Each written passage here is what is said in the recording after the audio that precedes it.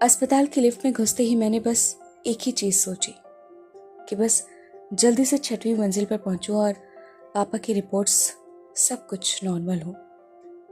लेकिन जैसे ही लिफ्ट का दरवाज़ा बंद हुआ, किसी ने दोबारा से बटन दबाया और मेरी सांस जैसे अटक सी गई।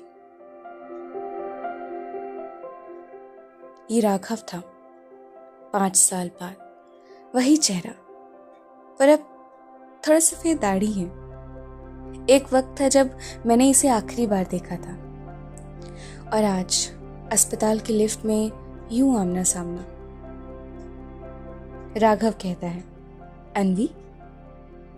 हाय राघव, तुम यहाँ? माँ भरती हैं। और तुम? पापा की रिपोर्ट्स लेनी है, उम्मीद है सब ठीक रहेगा। लिफ्ट धीमे धीमे ऊपर की ओर बढ़ रही है और लिफ्ट के अंदर खामोशी। तभी राघव कहता है, कभी कभी वक्त जितना भी बीत जाए, कुछ सवाल वैसे ही रह जाते हैं। जैसे तुमने जवाब देना जरूरी नहीं समझा था 5 साल पहले। मैं जवाब देने आया था, लेकिन तुम तक पहुंच नहीं पाया, और फिर देर हो गई।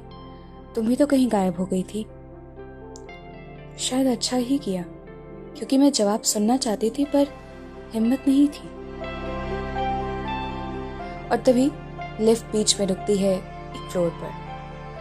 कोई नहीं था और दोबारा से दरवाजा बंद हो जाता है। फिर राघव पूछता है, शादी हुई? नहीं, फिलहाल तो बस मैं और पापा।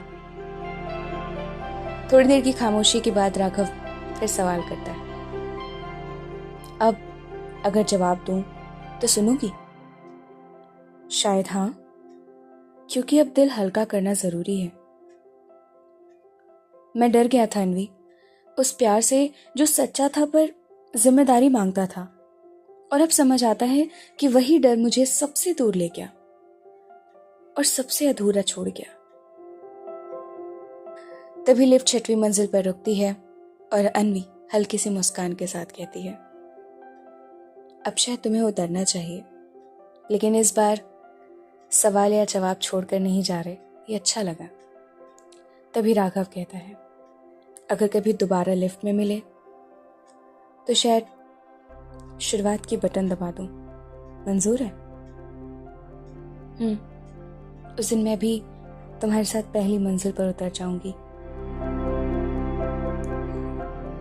कुछ मुलाकातें अधूरी नहीं होती, वो सिर्फ सही वक्त का इंतजार करती हैं। और आज मेरी लिफ्ट की आखिरी मुलाकात ने मुझे जवाब नहीं, राहत दी।